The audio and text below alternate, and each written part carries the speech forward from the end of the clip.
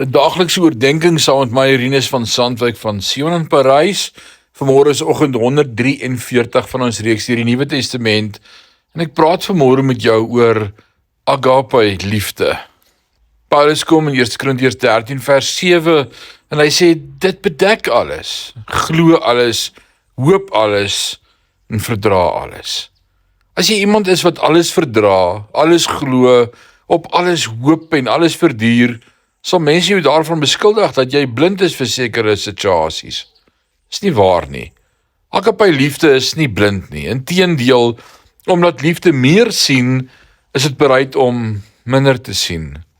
Wat sien liefde? Dit sien die prys wat aan die kruis van Golgotha betaal is vir die persoon of situasie wat dreig om ons kwaad of verbitter te maak. Hoe ouer ek word, hoe duideliker sien ek die werk van die kruis. Ek sien die werklikheid van die Heilige Gees se krag om mense te oortuig.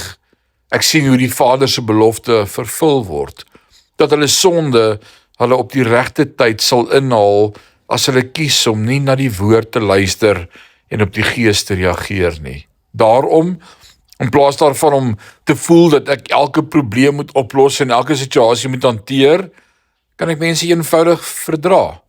En hulle glo en die beste vir hulle hoop, vanweë die verbintenis wat Jesus met hulle aangegaan het, toe hy vir hulle gesterf het. Hoe kan ons in hierdie soort liefde leef?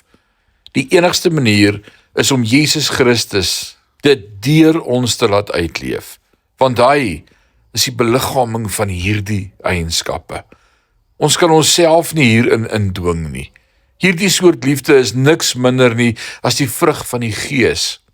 Maar soos ek met die Here wandel, met hom praat en oor hom leer, bring sy Gees hierdie karakter in my voort, stadig maar seker. Soos jy aan Jesus verbind bly, sal meer en meer van sy agape liefde deur jou vloei. Jy sal sien, jy moet net wag, jy sal dit beleef. Mag ons in hierdie dag ons toets spits daarop, om te sê, Here, help my om so lief te hê, soos wat U hierdie wêreld lief het. Die Here seën jou. Amen.